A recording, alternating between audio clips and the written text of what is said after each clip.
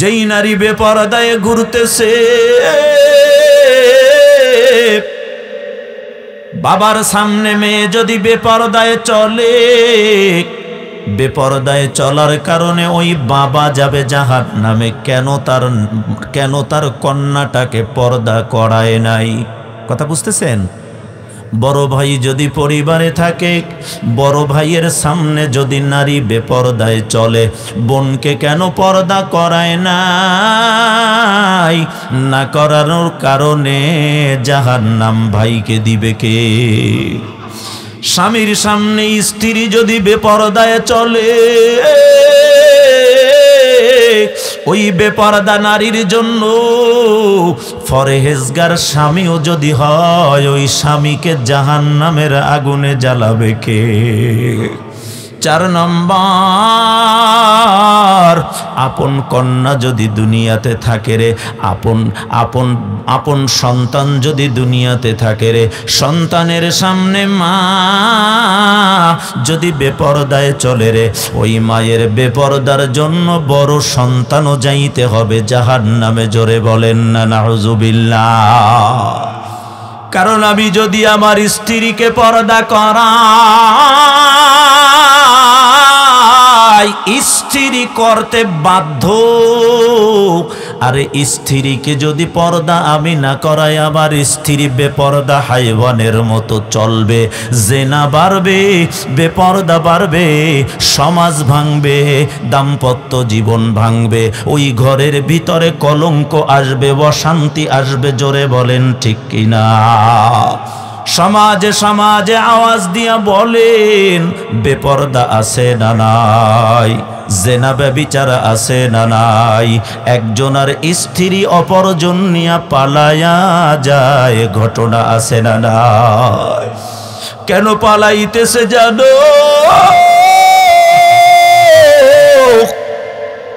স্ত্রী বেপর্দা, পর্দা করে না। আর যখন পরপুরুষের সাথে সাক্ষাৎ হয়ে যায়, স্বামী প্রবাসে আছে, এই স্ত্রীর সুখের জন্য এই স্বামীটা প্রবাসে গিয়া দিনের পরে দিন, রাতের পথে রাত মাজরায় কাজ করে, রোদের তাপে আগুন, বৃষ্টির ভিতরে প্রচন্ড কষ্ট করতেছে। যারা বিদেশ করেছে এরা জানে। আমার 2 নয়ন দিয়া আমি সৌদির জমিনে দেখে আসছি বাবারি। আমার বাংলাদেশের যুবকগুলো 2টা পয়সা ইনকামের জন্য মাজরায় গিয়া খেজুর গাছ বায়, ময়লাগুলো টোকায়। হাজার হাজার যুবক এমন আছে না নাই? ভবানীপুর থেকে গেছে প্রিন্সের মতো চেহারা নিয়া, 5 বছর পরে যখন আসছে, আসার পরে চেহারাটা এখন কয়লার মতো কালি হয়ে গেছে, 2টা পয়সা ইনকামের জন্য। মাসটা শেষ হওয়ার পর এই পয়সা 2টা তোমাদের শান্তির জন্য পাঠায় রে মা। বাবা মা যেন শান্তিতে থাকে, স্ত্রী সম্মান যেন শান্তিতে থাকে। কিন্তু আমার ওই পুরুষটার হাজারো কষ্টর সম্মানটা না রাখিয়া এই সমাজের বহু মা বহু বোন ওই প্রবাসীর কষ্টের টাকা দিয়া অন্য পুরুষের সাথে পরকিয়া করতেছে। জোরে বলেন কথা ঠিক কিনা? ওরে যুবক, কপাল তোমার পুরুষে কেন জানো? স্ত্রীকে যদি পর্দা করাইতা, তাহলে তোমার বিবি কোনোদিন অন্য পুরুষের সাথে দেখা করতো না, মনের ভাব হইতো না, পরকিয়া হইতো না। এখন তুমি প্রবাসে খাটিয়া মরো, আর দেশে আসিয়া এখন কান্দিয়া মরো, বা কোনো লাভ নাই। 5 বছর পরে আসছো, অক্লান্ত মেহনত করিয়া লক্ষ লক্ষ টাকা কামাই করিয়া প্রবাসী যখন দেশের ভিতরে আসে, প্রবাসী আসিয়া দেখে ঘরের বউও নাই, টাকাও নাই, স্বর্ণ নাই, এমনকি আমার 1000 মাসের ইজ্জত যে ক্রয় করলাম আমি, আমার এত পরিশ্রমের ইজ্জত বিলীন হয়ে গেছে, ইজ্জত নাই। জোরে বলেন ঠিক কিনা? তোমার ইজ্জত নাই, সম্মানও নাই, তোমার অর্থগুলো নাই। এর হাজার কারণ না, কারণ হলো একটা কারণ, মানে হলো তুমি তোমার বিবিকে বেপরদায় চালাইছ। বেপরদায় চালানোর কারণে আল্লাহ এই আযাব আর এই গজব দিয়া ধ্বংস করেছে। জোরে বলেন না নাউযুবিল্লাহ।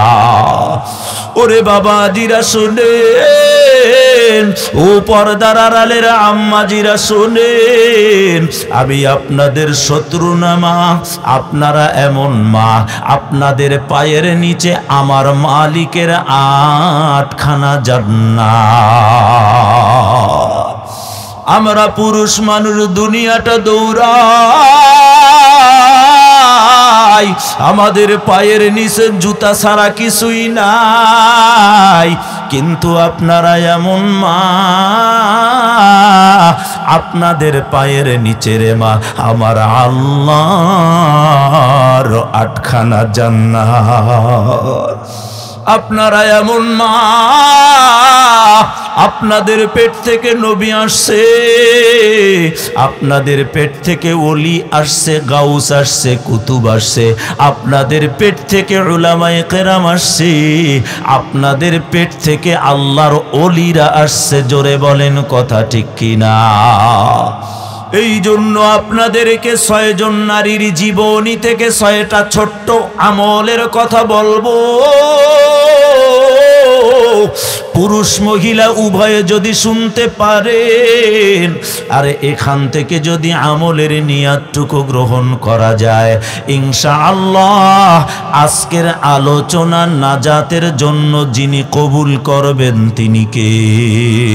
1 নম্বর নারীর নাম হলো হযরতে হাজেরা, 2 নম্বর নারীর নাম হলো হযরতে আসিয়া, 3 নম্বর নারীর নাম হলো হযরতে মারইয়াম, 4 নম্বর নারীর নাম হলো হযরতে খাদিজা, 5 নম্বর নারীর নাম হলো আম্মা জান আয়েশা, 6 নম্বর নারীর নাম হলো হযরতে ফাতেমা। এই 6টা নারীর জীবন থেকে 6টা আমল বলবো, যেই আমলগুলো করিয়া তারা মালিকের নিকট থেকে আরো নিকটবর্তী হয়েছিল। জোরে বলেন আল্লাহু আকবার। আল্লাহর কাছে থেকে আরো কাছে গিয়েছে। শুনো ও পর্দার আড়ালের মা, 1 নম্বর নারীর নাম হলো হযরতে হাজেরা, কিতাবের ভিতরে তার নাম হলো হযরতে হাজার, আমরা বাংলায় বলি হাজেরা। বুঝতে পারলে বলেন কথা ঠিক কিনা? আরবিতে কি নাম? হযরতে হাজার। বলেন কি নাম? হাজার। কিন্তু আমরা বলি বিবি হাজেরা। এই বিবি হাজেরার জীবন থেকে কি শিক্ষা নেবেন শুনে নেন। 8-10টা খেজুর, খুব খেয়াল, 1 মশক পানি।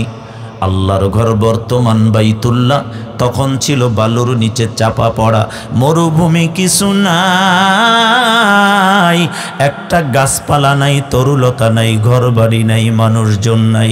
ছোট্ট পয়গম্বর ইসমাঈল আর আম্মা জান হাজেরা আলাইহাস সালাম, এই 2 জনকে ওই মরুর বালুর প্রান্তরে রাখিয়া পয়গম্বর ইব্রাহিম যখন রওনা দেয়, বিবি পিছন দিয়া ডাক দিয়া বলে, ও পয়গম্বর,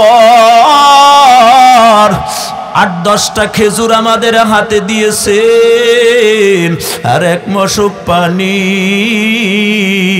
দিয়া আপনি রওনা দেন, আবার আসবেন কিনা, আমরা কয়দিন এখানে থাকবো কিছুই আপনি বললেন না। ও পয়গম্বর, আমি আপনার কাছে জানতে চাই, আপনি এই যে শুকনা বালু মরুভূমির উপর রাখিয়া গেলেন গো, এটা কি আপনার ইচ্ছায় না আমার আল্লাহর ইচ্ছায়?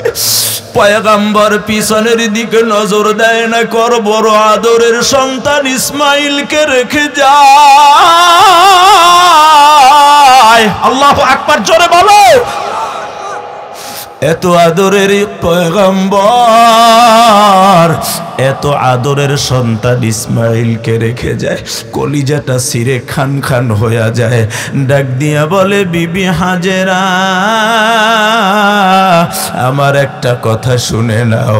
আল্লাহর পয়গম্বর খলিলুল্লাহ আল্লাহর ঘোষণা ছাড়া একটা কদম দেয় না। বিবি হাজার ডাক দিয়া বলো, পয়গম্বর,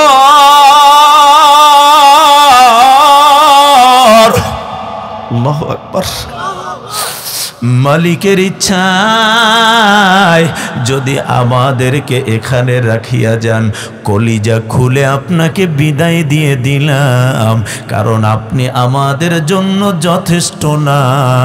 আমার শিশু ইসমাইল, আমি হাজেরার জন্য আমার আল্লাহই যথেষ্ট। ওরে পর্দারের মা শুনো,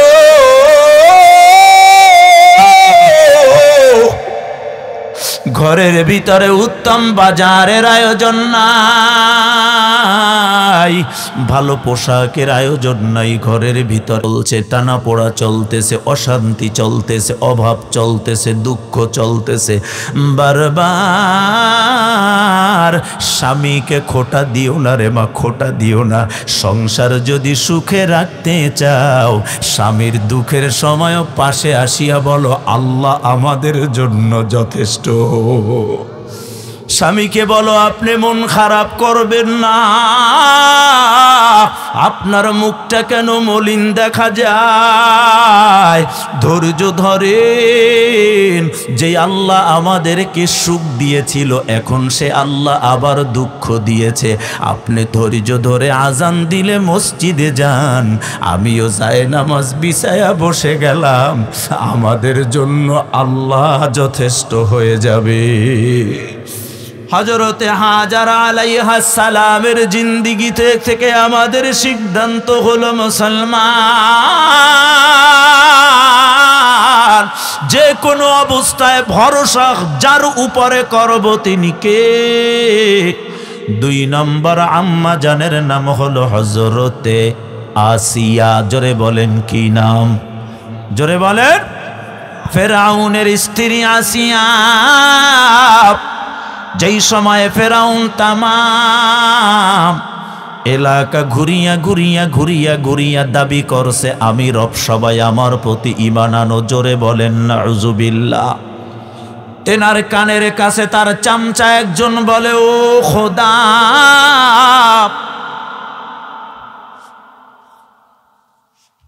নাউজুবিল্লাহ, জোরে বলেন না।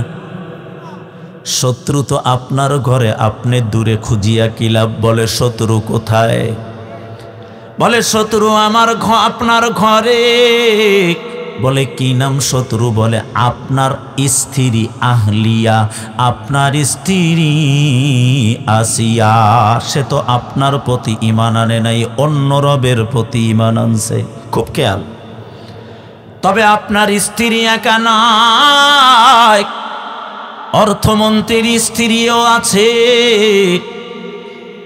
ফেরাউন 2 জনকে ডাক দিল, কাছে আসছে, জিজ্ঞাসা করা হলো, ঈমান আমার প্রতি আনো নাই কেন?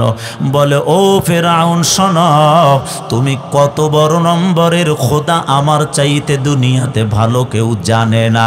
অতএব স্পষ্ট শুনে নাও, পূর্ব দিক থেকে সূর্য যিনি উঠায়, পশ্চিম দিকে যিনি ডুবায়, আমি সেই আল্লাহর প্রতি ঈমান আনছি। ঈমানটা ছেড়ে দে,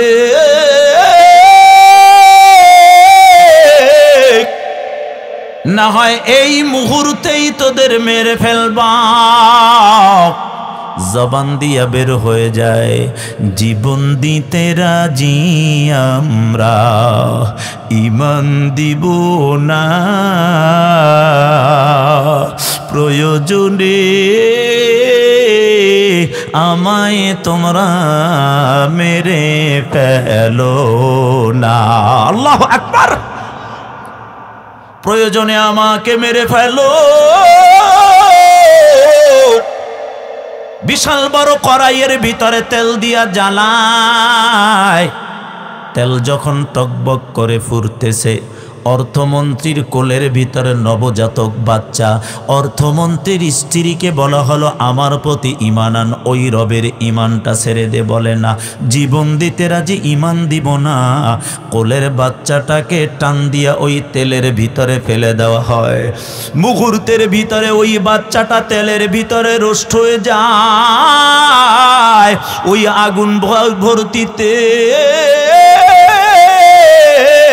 ওই তেলের ভিতর থেকে ওই বাচ্চাটা টাস টাস করে আওয়াজ বের করতেছে। আর ডাক দিয়া বলে, মা গো খবরদার, ঈমান ছাড়িও না। ও মা, তোমরা দেখো আমি ফুটন্ত তেলের ভিতরে রোস্ট হয়ে গেছি রে মা। আসলে আমি রোস্ট হয়ে যাই নাই, আমি পাখি হইয়া আমার মালিকের জান্নাতে উঠতেছি রে মা। জান্নাত যদি পাইতে চাও আমার কাছে আসো। বাচ্চাটা ঈমান ছাড়ে নাই, মাও ছাড়লো না, মাকে ওই তেলের ভিতরে ফেলে দেয়। বাকি আছে ফেরাউনের স্ত্রী আসিয়া। আসিয়ার হাতের ভিতরে পেরাক মারিয়া মরুভূমির উপরে শোয়াইয়া উলঙ্গ বানাইয়া বলে, ফেরাউন ও আসিয়া, তোমার সাথে আমার জীবনে কত ভালোবাসা ছিল, খুনসুটি ছিল তোমার জীবনে, আর আমার জীবন দাম্পত্য জীবনের কত মায়া মহব্বত। আজকে আমি ভুলে গেছি একমাত্র ক্ষমতা টিকিয়ে রাখার জন্য। জোরে বলেন ঠিক কিনা? আমি ক্ষমতার বড় পাগল। ঈমানটা ছেড়ে দাও, সসম্মানে আবার সাবেক জায়গায় বহাল করব। আসিয়া বলে, না, জীবন দিতে তৈরি আছি, আমি ঈমান দিব না।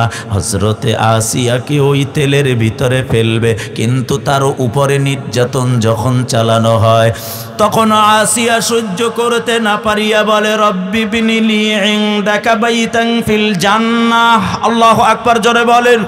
ও আল্লাহ, ফিরআউনের আযাব সহ্য করতে পারি না রে আল্লাহ, আপনার পাশে জান্নাতে আমাকে একটা ঘর বানায়া দিয়ে। মালিক তুমি জান্নাতে, তোমার কাছে আমায় একটা ঘর বানিয়ে দিও। আমিন, জোরে বলেন না। যখন হযরতে আসিয়া চিৎকার দিয়ে কান্না করতেছে, ফিরআউন নজর দিয়া তাকায়া দেখতেছে। হযরতে আসিয়া কান্না বন্ধ করিয়া কার সাথে যেন কথা বলে রে, আর মুস্কি মুস্কি হাসতেছে। ফিরআউন ডাক দিয়া বলে, কার সাথে কথা বলো? আর মুস্কি মুস্কি কেন হাসো? আসিয়া ডাক দিয়া বলে, ও ফেরাউন, দুনিয়ার জমিনে আমার ঈমানটা নষ্ট করার জন্য স্টিমার, নির্যাতনের স্টিমারের রোলা আমার উপরে চালু করতেছে। নির্যাতনের স্টিমার যখন আমার উপরে চালু করছো, আমি আমার আল্লাহর আদালতে দরখাস্ত দিয়েছি, আল্লাহ ও আল্লাহ, জীবন দিতে রাজি, ঈমান দিব না, প্রয়োজনে দুনিয়া থেকে নিয়ে যাও, জান্নাতে একটা ঘর বানায়া দাও। হযরতে আসিয়া বলতেছে, আমি যখন আল্লাহর কাছে দরখাস্ত দিলাম, আমার আল্লাহ ফেরেশতা দিয়া আমার জান্নাতটা আমার সামনে খুলে রাখছে। আল্লাহু আকবার, জোরে বলেন। ও ফেরাউন, আমি আমার জান্নাতগুলো দেখতেছি আর আমি আমার রবের সাথে কথা বলছি। ওরে পর্দার আড়ালের মা, শুনো, ঈমানটা দেওয়া যাবে না রে মা, হাজার ব্যথার ভিতরেও আছে, কিন্তু ইমান যিনি দেয় না তিনি আসিয়া। এরে পর্দার আড়ালের মা, সংসার করবা, দাম্পত্য জীবনে কোনো অসুবিধা নাই, তবে ইমান হারানোর মতো কোনো কাজ করা যাবে না। বলেন ঠিক কিনা? 3 নম্বর আম্মা জানের নাম হলো হযরতে মারিয়াম। এরে পর্দার আড়ালের মা শুনো, হযরতে মারিয়াম তিনি এমন মা, যেই মা পেটের ভিতরে বাচ্চা আল্লাহ দিয়েছে কিন্তু বাবা নাই। বাবা ছাড়া সন্তান দুনিয়াতে যিনি পাঠায় তিনি কে? সাধারণ মহিলা না, হযরতে মারিয়ামের নামে একটা সূরাও আল্লাহ কোরআনে দিয়েছে। হযরতে মারিয়ামের আব্বাজান হযরতে ইমরানের নামেও একটা সূরা আল্লাহ কোরআনে দিয়েছে। জোরে বলেন ঠিক কিনা? সূরা আলে ইমরান। তিনি সাধারণ মানুষ না, পেট থেকে আল্লাহ যেই সন্তান দুনিয়াতে আসছে সেও নবী। খালু হযরতে জাকারিয়া আলাইহিস সালামও নবী। সুবহানাল্লাহ বলেন। সাধারণ না অসাধারণ? জোরে বলেন না। অসাধারণ একজন আম্মা জান। হযরতে মারিয়াম আলাইহাস সালাম যখন তার মায়ের পেটের ভিতরে ছিল, আল্লাহর আদালতে বলেছিল, আল্লাহ আমাকে আপনি সন্তান তো দিবেন, যদি আমাকে আপনি একটা ছেলে দেন, আমি বাইতুল মাকদাস মুসলমানদের প্রথম কাবার ইমাম বানাবো অথবা খাদেম বানাবো। কিন্তু হযরতে মারিয়াম আলাইহাস সালামের মা সন্তান যখন দুনিয়াতে আসছে, এখন দেখে এটা ছেলে না এটা মেয়ে।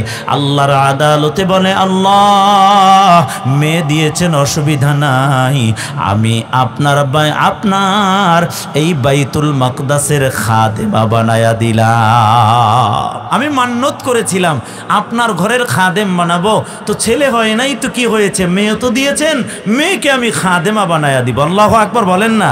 আসমান থেকে আওয়াজ আসছে হযরতে মারিয়ামের মায়ের কাছে, ও মারিয়ামের মা শুনে নাও, আমি তোমাকে ছেলে দেই নাই, আমি আল্লাহ তোমাকে মেয়ে দিয়েছি। তবে এমন মেয়ে দিয়েছি জানো, যেই মেয়ের মতো কোনো ছেলেও হয় না।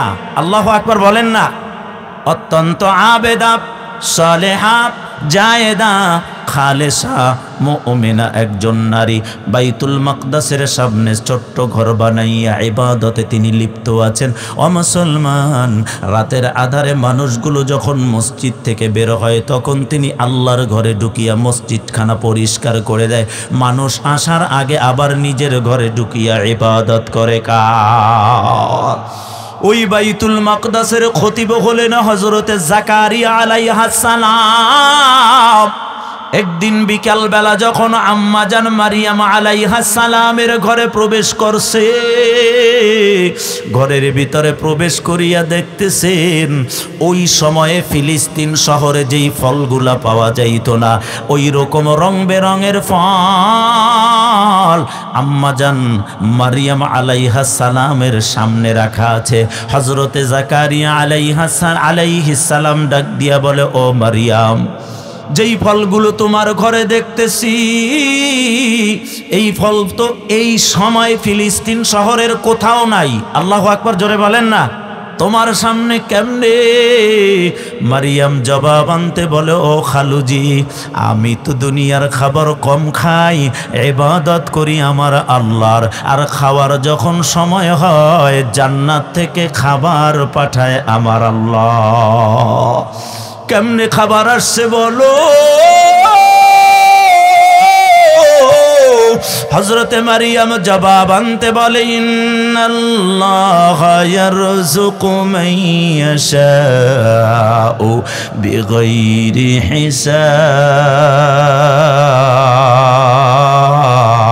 হিসাব। আমার আল্লাহ জানায় দেয়, যখন গোলামগুলো আমার হয়ে যায় গো, আমি আল্লাহ বিগাইরি হিসাব রিজিক তার জন্য পাঠাই। বান্দা যখন আমার হয় আমি বান্দার জন্য বেগৈর হিসাব রিজিক পাঠায়া দেই। ইন্নাল্লাহা লা ইয়ারযুকু মান ইয়াশাউ বিগাইরি হিসাব, ইন্নাল্লাহা লা ইয়ারযুকু মান ইয়াশাউ বিগাইরি হিসাব। আমি আল্লাহ বেগৈর হিসাব রিজিক তার জন্য পাঠায়া দেই। এরে বাবাজি, এরে পর্দার আড়ালের মাগো শুনো, হযরতে মারিয়াম আলাইহিস সালামের জিন্দেগীর আমল, তিনি হাজার কাজের ভিতরে ইবাদত ছাড়েন নাই আল্লাহর। অতএব কাজ থাকবে কাজের জায়গায়, মাঝখান দিয়ে একদিন আপনি বিদায় হয়ে কবরবাসী হয়ে যাবেন। এরে মা, এই জন্য আপনার আদালতে দরখাস্ত, কাজের ফাঁকে ফাঁকে ইবাদতটা চালায়া যান। 4 নম্বর আম্মা জানের নাম হলো হযরতে খাদিজাতুল কুবরা। সুবহানাল্লাহ বলেন। কি নাম? কি নাম? হযরতে খাদিজাতুল কুবরা রাদিয়াল্লাহ। আম্মা জান খাদিজা ছিলেন প্রতিভক্তি স্বামী, ভক্তি স্বামীর প্রতি অগাধ ভালোবাসা। আজ সমাজের ভিতরে শান্তি নাই, দাম্পত্য জীবনে শান্তি নাই, একমাত্র কারণ হলো স্বামী আর স্ত্রীর ভিতরে কোনো মিল নাই, মহব্বত নাই, ভালোবাসা নাই, সম্মান নাই। আওয়াজটা বাড়ায়া বলেন ঠিক কিনা? আল্লাহর হাবিব আম্মা জান খাদিজার ঘরের সামনে গিয়া ডাক দিয়েছে সালামের মাধ্যমে।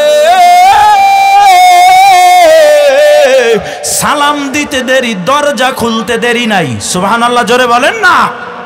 আম্মা জান খাদিজা দরজা খুলে দেয়। নবী আমার ডাক দিয়া বলে, ও খাদিজা, এত রাতে আমি ডাক দিলাম, মুহূর্তে দরজাটা খুলে দিলা, তুমি কি ঘুমাও না? আম্মা জান খাদিজাতুল কুবরা জবাবে বলে, ইয়া রাসূলুল্লাহ, এই মক্কার জমিনে আপনার শত্রুর অভাব নাই। আপনাকে নবী গো বাইরে সারিয়া দিয়া আমি খাদিজা বিছানায় পিঠ লাগাইতে পারি না। যখন আমি শুইতে যাই আমার পেরেশানি নবীর কোনো ক্ষতি হয় কিনা, আমি যখন বিছানায় বসতে যাই আমার পেরেশানি নবী আমার ঘরের সামনে সে 2টা ডাক দেয় কিনা। এই জন্য আমার চেষ্টা থাকে আমি যেন আপনি একটা ডাক দেওয়ার সাথে সাথে দরজাটা খুলে দেই। জোরে বলেন না আল্লাহু আকবার। আম্মা জান খাদিজাতুল কুবরার জন্য নবীজি আল্লাহর কাছে বলতো, আল্লাহ, কিয়ামতের ময়দানে মানুষ যখন মানুষকে ভুলে যাবে, ও আল্লাহ, ওই সময় যেন আমি আমার খাদিজাকে ভুলে না যাই। আম্মা জান আয়েশা মাঝে মধ্যে বলতো, নবী গো, আপনার কাছে দরখাস্ত গো নবী। প্রায় সময় দেখি নবীজি, দেখেন বন্ধ করেন, আম্মা জান বলে, ও রবি, মাঝে মধ্যে দেখি আপনি খাদিজাতুল কুবরার কথা স্মরণ করিয়া করিয়া কাঁদেন। আমরা এত স্ত্রী আপনার, আমি আপনার কুমারী স্ত্রী নবী, আপনি শুধু খাদিজার কথা এত স্মরণ করেন কেন? নবী আমার বলে, ও আয়েশা শোনাও, তোমরা সবাই আমার সুখের দিনের স্ত্রী, কিন্তু আমার খাদিজা ছিল আমার দুঃখের দিনের স্ত্রী। জোরে বলেন না আল্লাহু আকবার। আমার খাদিজা আমার দুঃখের দিনের স্ত্রী কেমন জানো? শিয়াবে আবু তালেবের ভিতরে আমি নবী 3 বছর জেল খেটেছিলাম। আমার খাদিজা আমার কাছ থেকে যায় নাই, আমার জেলখানার ভিতরে সেও 3 বছর জেল খেটেছে। আল্লাহু আকবার। কোরআন নাজিল হইছে যে পাহাড়ে, এত উঁচু পাহাড়, আমি যখন ধ্যানমগ্ন থাকতাম আমি নবীকে দৈনিকই খাদিজা খাবার আগাইয়া দিয়েছে। বাংলার হাজিরা যেই পাহাড়ে উঠতে গিয়ে ভয় পায়, জোরে বলেন ঠিক কিনা? গেছেন না আপনারা? নিচ থেকে তাকাইলে উপরে সাদা কাপড় পরিহিত হাজি সাহেবদের ছোট্ট ছোট্ট পাখির মতো দেখা যায়, বক পাখির মতো দেখা যায়। এত উঁচু পাহাড় বেয়ে বেয়ে আম্মা জান খাদিজা দৈনিক নবীর জন্য খাবার নিয়ে গেছে। এটা হলো স্বামী ভক্তি প্রতিভক্তি মুসলমান। এই জন্য আপনাদের খেদমতে আমার দরখাস্ত, ও পর্দার আড়ালের মা, স্বামীকে ইজ্জত করো, স্বামীকে সম্মান করো। বাপের বাড়ি যাইয়া স্বামীর বিরুদ্ধে কথা বলিয়া আপাতত কিছু সময় তুমি হয়তো বাহাবা পাইবা, কিন্তু যেই জায়গায় স্বামীকে ছোট করছ ওই জায়গায় কোনোদিন তুমি বড় হয়ে বাঁচতে পারবা না। জোরে বলেন ঠিক কিনা? এই কুমিল্লাতেও আমার কাছে রিপোর্ট আসছে, এক ভাই দোয়া চায়, হুজুর দোয়া করে আমাকে আমার স্ত্রী গোলামের পুত বলে গালি দেয়। তুমি তোমার স্বামীকে গোলাম বানাইছ, তাহলে অপেক্ষা করো, তুমিও বান্দি হইয়া বাঁচবা স্বামীর অবর্তমানে। জোরে বলেন ঠিক কিনা? যেই বাবার বাড়িতে যাইয়া স্বামীর নামে বিচার দাও, এই বটগাছের মতো স্বামীটা যেদিন থাকবে না, ওই বাবার বাড়ি এক বেলার জায়গা দুই বেলা খাবার খাইতে হইলে ওই বাড়ির বান্দিগিরি কইরেই খাওয়া লাগবে, কাজ করিয়াই খাওয়া লাগবে, সম্মানের খাবার খাইতে পারবা না। জোরে বলেন ঠিক কিনা? আর সবার কাছে স্বামীকে রাজা বানাও। ওরে চেয়ারম্যান ফকির বাড়ি বিয়া করছে, তারপরেও চেয়ারম্যানের বউর ইজ্জত কেন জানো? চেয়ারম্যান ইজ্জতওয়ালা, এই জন্য তার বউয়ের বড় ইজ্জত। চেয়ারম্যান ফকির হইয়া যাবে, ওই চেয়ারম্যানের বউয়ের কোনো ইজ্জত থাকবে না। ও মা, স্বামীর ইজ্জতটা বাড়ায়া দাও রে মা, ইনশাআল্লাহ আল্লাহ চাহে তো তুমিও ইজ্জত নিয়ে দুনিয়াতে থাকতে পারবা। জোরে বলেন ঠিক নিও। 5 নম্বর নারীর নাম হলো হযরতে আম্মা জান আয়েশা। আম্মা জান আয়েশা সিদ্দিকার জিন্দিগিতে শিক্ষা হলো কি জানো? আম্মা জান আয়েশা সিদ্দিকা নবীর ছোট্ট স্ত্রী ছিলেন। আম্মা জান আয়েশা বলে, দুনিয়ার মানুষ শুনে নাও, আমি নিজেকে গর্বিতা মনে করি বিশেষ কিছু কারণে। একটা কারণ হলো আমি আয়েশা যত এলেম শিখছি, এত এলেম কোন নবীর বিবিরা শিখতে পারে নাই। সুবহানাল্লাহ, জোরে বলেন। কয় আম্মা জানা আপনি কি শিখছেন? আম্মা জানা আয়েশা বলে, আমি সনদের উপর নবীর কাছ থেকে 50,000 হাদিস মুখস্থ করছি। আর একটা জোরে বলেন না, আরো জোরে বলেন না। আমি সনদের সহিত 50,000 মুখস্থ হাদিস মুখস্থ করছি। আর সনদে বেসনদে আমি বরকতওয়ালা নবীর কাছ থেকে 6 লক্ষ হাদিস শুনেছি। আমি আয়েশাকে আল্লাহ এমন জ্ঞান দান করেছে, ফারায়েজের যত মাসআলা আম্মা জান আয়েশা বলে আমি যা শিখছি এত মাসআলা কেউ শিখতে পারে নাই নবীর কাছ থেকে। সুবহানাল্লাহ, জোরে বলেন। আমি আয়েশা এমন একজন ভাগ্যবতী মা, এমন একজন স্ত্রী, আমি আমার নবীর কাছ থেকে এমন এলেম শিখছি রে, এত এলেম আর কেউ শিখতে পারে নাই।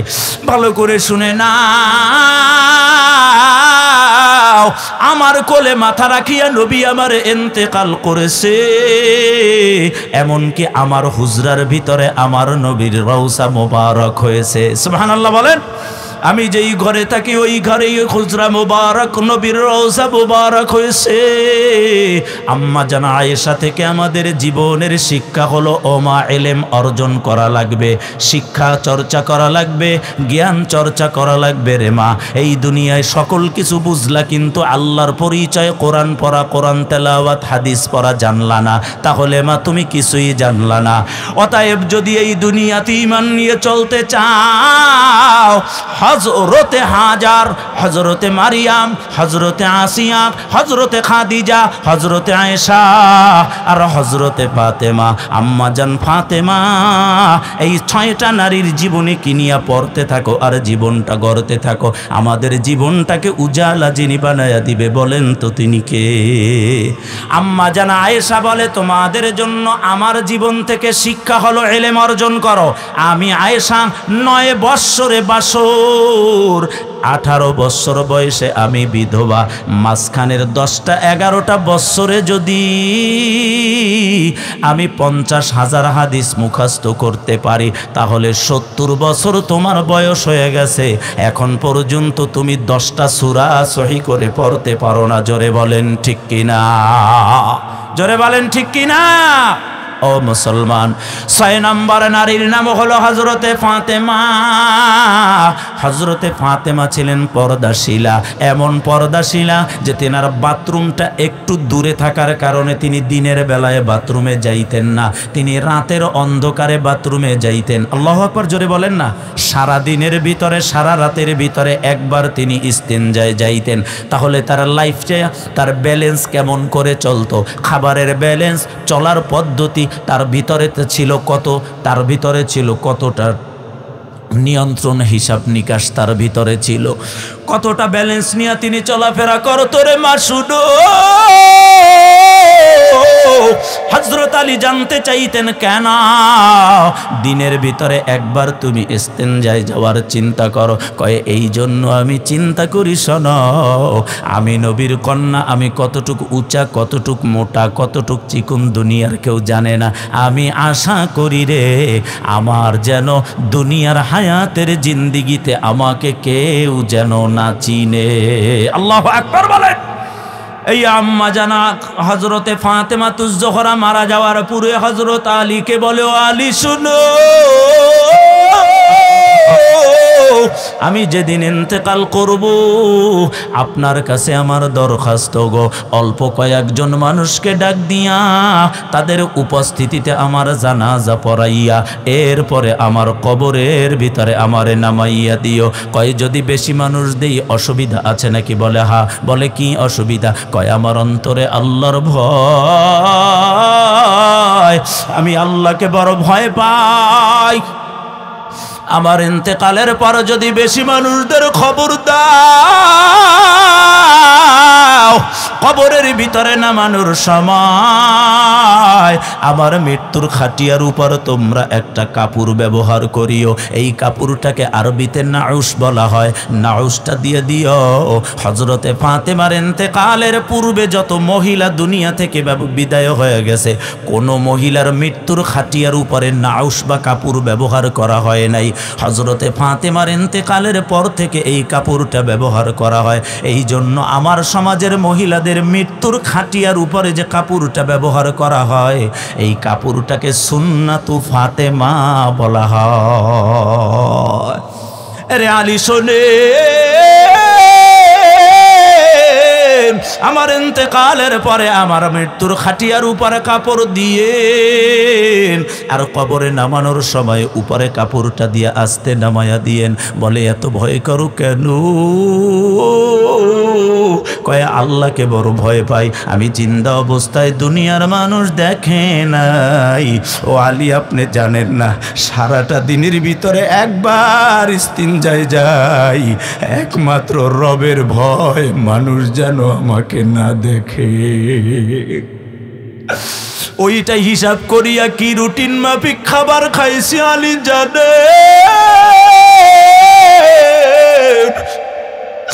অনেক হিসাব করে আমি চলছি আলী, আপনার কাছে আমার দরখাস্ত, আমাকে যখন কবরে নামায়া দিবেন গো, উপর দিয়ে একটা কাপড় ব্যবহার করেন। আর একটা বর্ণনায় পাওয়া যায়, এই কবরে যখন হযরতে ফাতেমাকে নামানো হলো, হযরতে আবু যার গিফারি রাদিয়াল্লাহু টাক দিয়া বলেন, কবরে রাখার পূর্বে ও কবর শুনে নাও, এই মুহূর্তে তোমার কাছে কাকে রাখা হবে জানো? কবর থেকে আওয়াজ নাই, তোমার ভিতরে এখন রাখা হবে আল্লাহর নবীর কন্যা হযরতে ফাতেমাতুজ জোহরা। কবর থেকে আওয়াজ নাই। আরে কবর তোমার কাছে কাকে রাখা হবে জানো? যুবকদের সরদার ইমাম হাসান হুসাইন রাদিয়াল্লাহু আনহুমার মাকে রাখা হবে। কবর থেকে আওয়াজ নাই। তোমার কাছে কাকে রাখা হবে জানো? তোমার কাছে এখন রাখা হবে আল্লাহর বাক আসাদুল্লাহিল গালিব হযরত আলীর স্ত্রীকে। কবর থেকে কোনো আওয়াজ নাই। ও কবর তুমি জানো গো, তোমার কাছে এখনো রাখা হবে দো জাহানের বাদশাহ নবী কামলিওয়ালার কলিজার টুকরা মেয়ে ফাতেমা, আর জান্নাতি রমণীদের সরদারিনী হযরতে ফাতেমাকে কবরের ভিতর থেকে আওয়াজ শুরু হয়ে গেছে,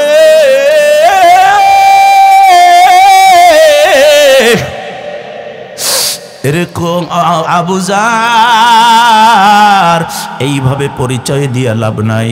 আমি হযরত আলীর স্ত্রীকে চিনি না, আমি নবীর কন্যাকে চিনি না, আমি ইমাম হাসান হোসাইনের মাকে চিনি না, আমি কবর চিনি একমাত্র আমল। আমল নিয়ে যে আসবে তার সাথে আমি ভালো ব্যবহার করব, আমল ছাড় নিয়ে যা আসবে না তার সাথে আমি চূড়ান্ত হিসাব করে ফেলব। ও পর্দার আড়ালের আম্মা জান, 6 জন নারীর থেকে আপনি কি শিখলেন?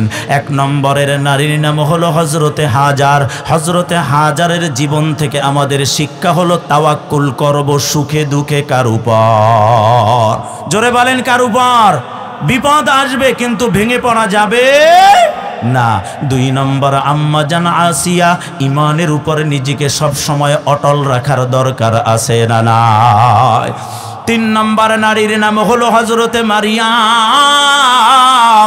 দুনিয়াতে যত কাজ থাকবে ওই কাজের ফাঁকে ফাঁকে রবের আছে না নাই? 3 নম্বর হযরতে মারিয়াম শিক্ষা হলো ইবাদত করতে হবে। 4 নম্বর হলো হযরতে খাদিজা, আম্মা জান খাদিজার জীবনী থেকে আমাদের শিক্ষা হলো সদা সর্বদাই মা স্বামীর খেদমত করা লাগবে। জোরে বলেন আমিন। আল্লাহর নবী কি বলে জানো মা? আল্লাহর নবী বলেন দুনিয়ার জমিনে আল্লাহ যদি মানুষ আল্লাহ ব্যতীত অন্য কারো সামনে সেজদা দেওয়ার অনুমতি আল্লাহ দিত, তাহলে আল্লাহ বলতো ও স্ত্রীগণ তোমাদের স্বামীর সামনে তোমরা সেজদা দাও। অর্থাৎ একজন স্ত্রী তার স্বামীকে কতটুকু ইজ্জত করবে, সম্মান করবে, আল্লাহ আপনি কবুল করে নেন। জোরে বলেন আমিন। আর একটু জোরে বলেন আমিন। আর একটু জোরে বলেন আমিন। স্বামীর প্রতি শ্রদ্ধাশীল হও, শ্রদ্ধাশীল হও। আজকে স্বামীকে ছোট বানায়ও না, আল্লাহ আমাদের কবুল করে নেন। জোরে বলেন আমিন। 5 নম্বর নারীর নাম হলো আম্মা জান আয়েশা। আম্মা জান আয়েশা, তার জীবন থেকে শিক্ষা হলো 1000 কাজের ভিতরে ইলম চর্চা করা লাগবে কি লাগবে না? ও যুবক তরুণেরা, আপনারা যারা বিবাহ করেছেন, অনেক হাফেজা আলেমা, অনেক মা এখন প্রায় গ্রামেই পাওয়া যায়। একটা মহিলা মাদ্রাসায় পাঠাইয়া আপনার স্ত্রীর অন্তত পক্ষে নামাজের মাসআলা, নামাজের ভিতরে যা পড়তে দরকার এগুলো শিখান, না হয় আল্লাহর কাঠগড়ায় আসামি হওয়া লাগবে। কথা কি বুঝে আসছে কিনা ভাই?